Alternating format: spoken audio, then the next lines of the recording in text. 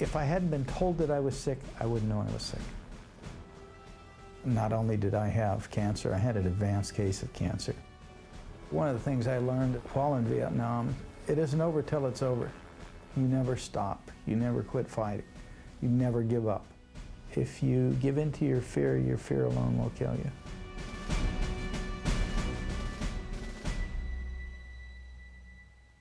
Welcome to The Incurables. I'm Don Wildman. Some people live their lives on the edge, surrounded by danger.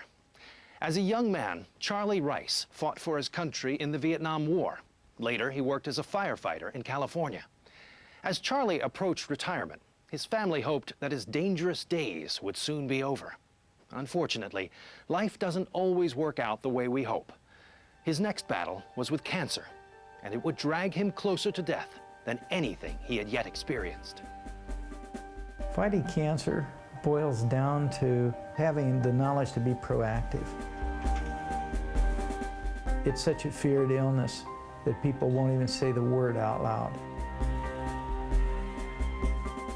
If I would relate it to my experiences in Vietnam, initially going over there, you didn't know that much personally about the enemy, and you gave him superhuman qualities. Then you began to learn that he had limitations, that he had fears, that there were things that would harm him.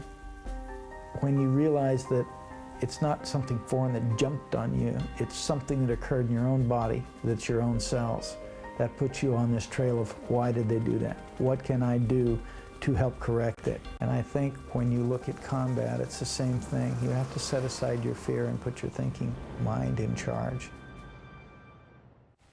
Charlie Rice was born into a military family. He spent his childhood moving from base to base. In 1965, he was drafted into the Vietnam War and learned to fly helicopters. Soon he was flying regularly behind enemy lines. I was what they termed a magnet ass because every time I went out, something exciting usually happened. In the course of a year, I was down 9 times. 6 times to hostile fire and 3 times to mechanical failures. After serving his tour of duty, Charlie landed a job in Sunnyvale, California. One of the things that you find, even the military background, especially Vietnam, became an adrenaline junkie. When I got out, I couldn't imagine a quiet job someplace. Once I got into firefighting, I absolutely loved it. It was very satisfying. I felt like I was giving something back, that making my life useful, and yet it was very self-satisfying in that I still had that adrenaline push, but it's calculated risk. Charlie was working for the fire department when he met his match, a public safety officer named Shelley. They fell in love and eventually got married. He's the most wonderful guy in the world. You couldn't help but fall in love with him. He's very caring about people. He can fix anything. He's always fixing things. He's always working on things. He's never idle. He's very compassionate. Well, I was preparing to retire from the fire department in December of 2001. Prior to retiring, I decided that I would have an Ameriscan. This was a full body scan that had been responsible for a couple of medical saves or condition exposures on people in the department. I went in, I had this full body scan, and they detected slightly enlarged lymph nodes. When we found out that he had these enlarged lymph nodes, I don't know that I was really worried. It was just kind of really strange. I went to an internist, and he couldn't pin down why I should have that. He suggested that I have a electrocardiogram, a stress electrocardiogram, and I requested a PSA test. Doctors look for high PSA levels to detect prostate cancer. PSA, which stands for prostate-specific antigen, is released in small amounts by healthy prostates, but prostates with cancer release high levels of PSA, and Charlie's PSA was catastrophically high. Patients with levels higher than 4 nanograms per milliliter are considered at risk for prostate cancer. So the next morning when we stopped at Kaiser and found out what it was, and it was 62.5, it was like, whoa. So Charlie reluctantly went in for the biopsy. There's really only one way to collect tissue samples from the prostate gland, and it's not pleasant. The procedure was excruciating, even for a tough war veteran like Charlie. The biopsy process was not a very pleasant one for me. They didn't provide you with any form of anesthesia. The doctor gave me the basic instruction that you'll hear a series of clicks, and each time you hear a click during this rectal procedure, I'll be taking a sample.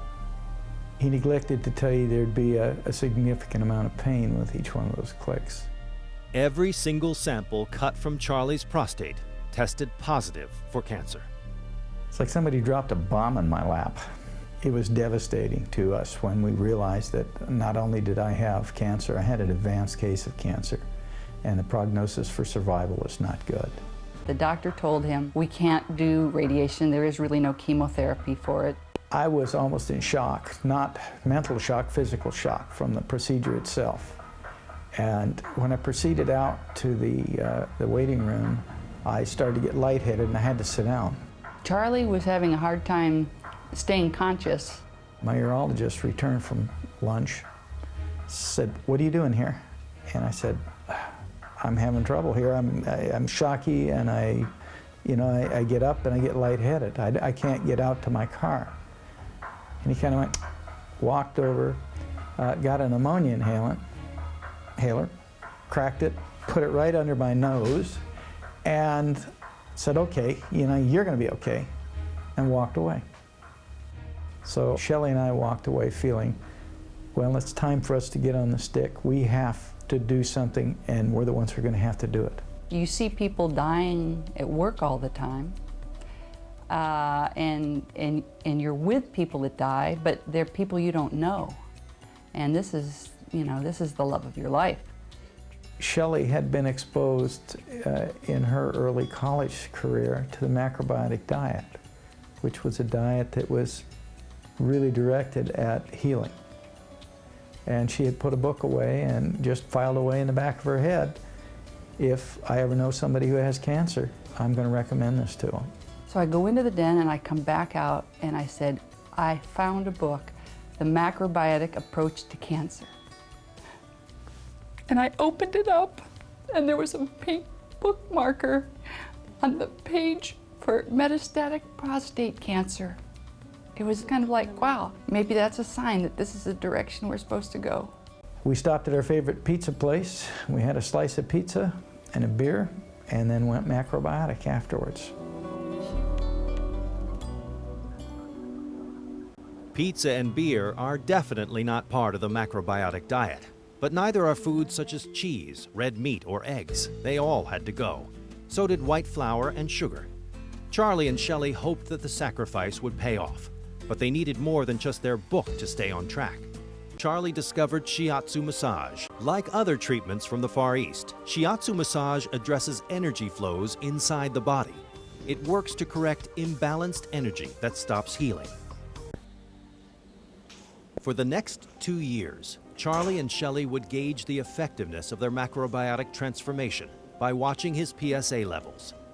Charlie's average PSA dropped at a constant rate, but was still in a range that made doctors nervous. Finally, we started a period that my PSA continued to creep up in slow increments, but it continued to creep up. I think it was in June of 2005. He had a PSA and it was, I think it was 114, and we said, uh-oh, this is not good. We decided we would adhere to the diet intensively, one-on-one with a counselor. And we did get the PSA to start coming down, and it dropped to 102 from 114. We went back in for another bone scan. We hadn't had one for a while. And they indicated that there was possibly involvement in the bone adjacent to the prostate. And that's when we thought, well, we've really got to do something else.